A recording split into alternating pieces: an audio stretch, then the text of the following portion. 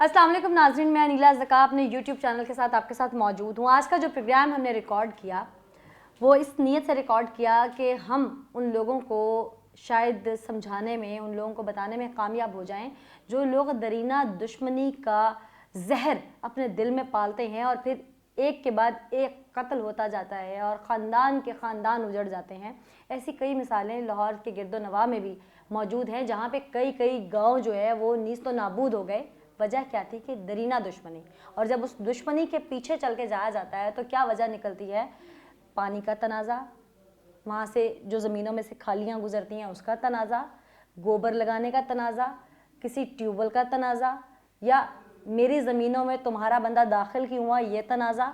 ये छोटे छोटे तनाज़ात जो हैं ये इस कदर बड़े नासूर बन जाते हैं कि फिर ये दुश्मनियाँ थमने में नहीं आती। और यहाँ तक कि पुलिस की फोर्सेस जाती हैं, वैन्स भर भर के जाती हैं जिस वक्त इन इलाकों में फायरिंग स्टार्ट होती है, और ऐसे लगता है जैसे शायद बॉर्डर है और दो दुश्मन मुल्क आपस में लड़ पड़े हैं।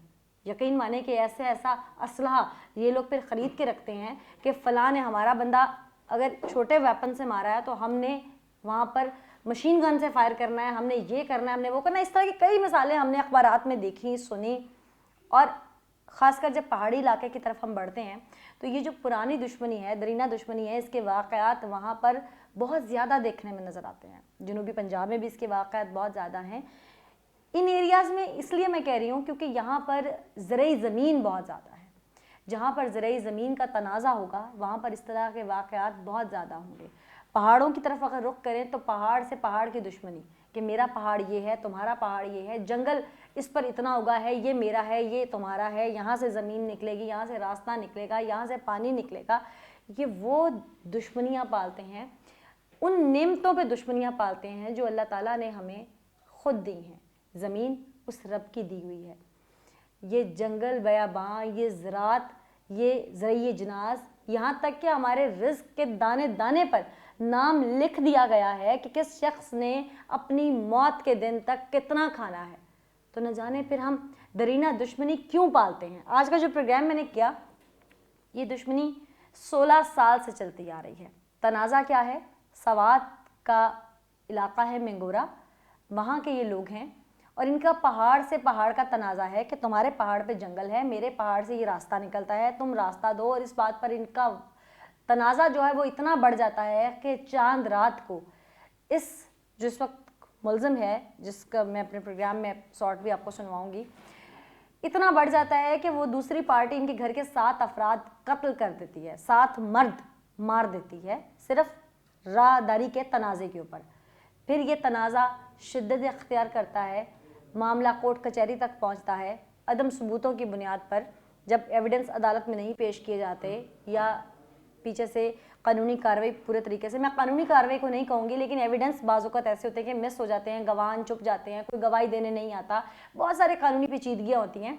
ऐसे में वो मुल्ज़िमान छूट जाते हैं तो इस शख्स के दिल में बदले की आग, इंतकाम की आग भड़कती रहती है और ये इस इंतकाम को दीन के लबादे में लपेटता है।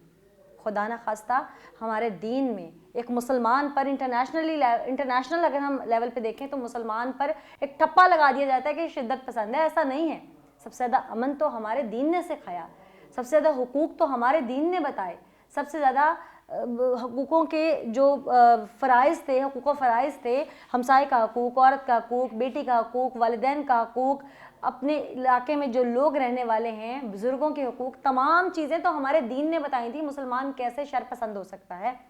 इस चीज़ को हम जितना सम अप करने की कोशिश करते हैं, समेटने की कोशिश करते हैं, फिर कहीं पे कुछ ऐसा होता है कि शिद्दत पसंदी जिसके दिल में पल रही होती है वो दीन का लिबादा उड़ता है और बदले की आग में निकल पड़ता है, जहाद का नाम देता है उसको और जाकर किसी न किसी को मार देता है और फिर कहता है कि जी मैंने तो दीन में पढ़ा है, आँख का बदला आँख है, नाक का बदला नाक है, कान का बदला कान है।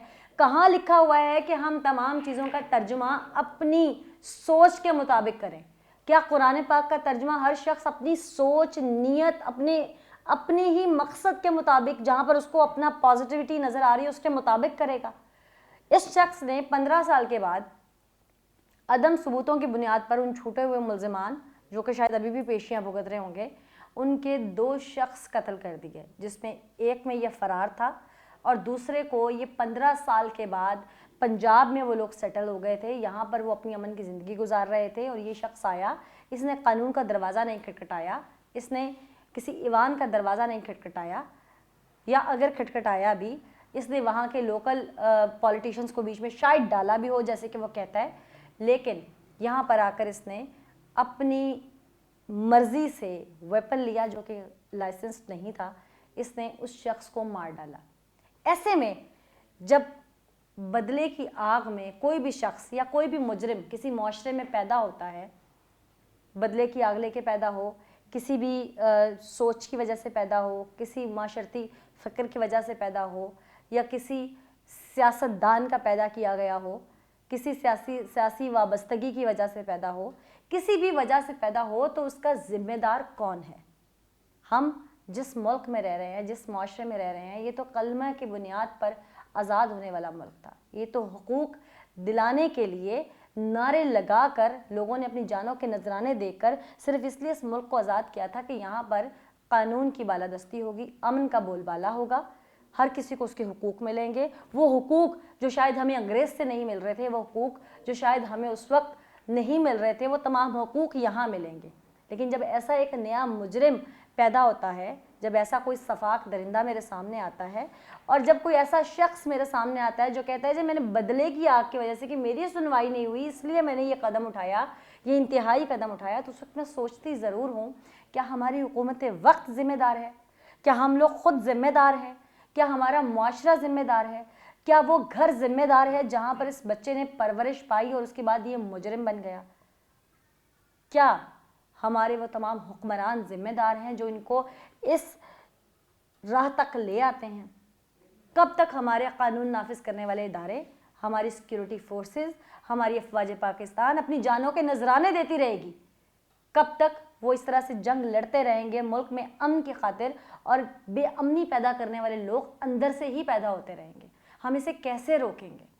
اسے ہر کسی نے خود روکنا ہے، ہم خود ذمہ دار ہیں ہر ایک جرم کے پیچھے، ہر ایک مجرم کے پیدا ہونے کے پیچھے۔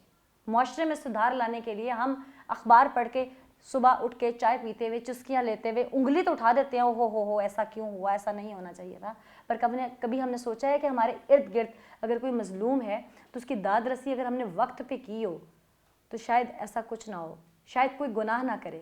بہاولپور میں پیچھے ایک والد اور والدہ نے اپنے بچوں کو زہر دے کے خود بھی خودکشی کر لی کیونکہ ان کے پاس 2 وقت کی روٹی اور مکان کا کرایہ نہیں تھا۔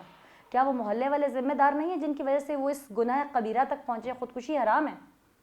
آج یہ شخص بدلے کی آگ میں ہے تو کیا وہ تمام آئی وٹنس، وہ گواہان گنہگار نہیں ہیں جو گواہی سے بھاگے ہوں گے، جس نے اس کو انصاف کے دائرے تک نہیں پہنچنے دیا ہوگا؟ کیا وہ حکمران یا وہ اس وقت با اختیار لوگ جن کے اختیار میں تھا اس کو انصاف دلوانا، وہ ذمہ دار نہیں ہے ایک نیا مجرم پیدا کرنے کے؟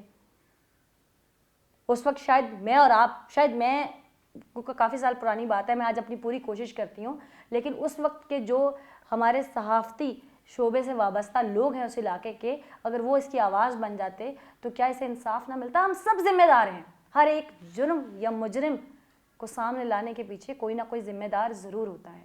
خدا را ضرور سوچئے، کیونکہ معاشرے میں سدھار ہم سب مل کے پیدا کر سکتے ہیں، کوئی ایک پیدا نہیں کر سکتا۔ آج کے اس میسج کے ساتھ مجھے اجازت دیجیے، میرے چینل کو سبسکرائب اور لائک ضرور کیجیے گا، اور اپنا فیڈ بیک نیچے کمنٹ میں لازمی دیجیے گا۔ Thank you so much.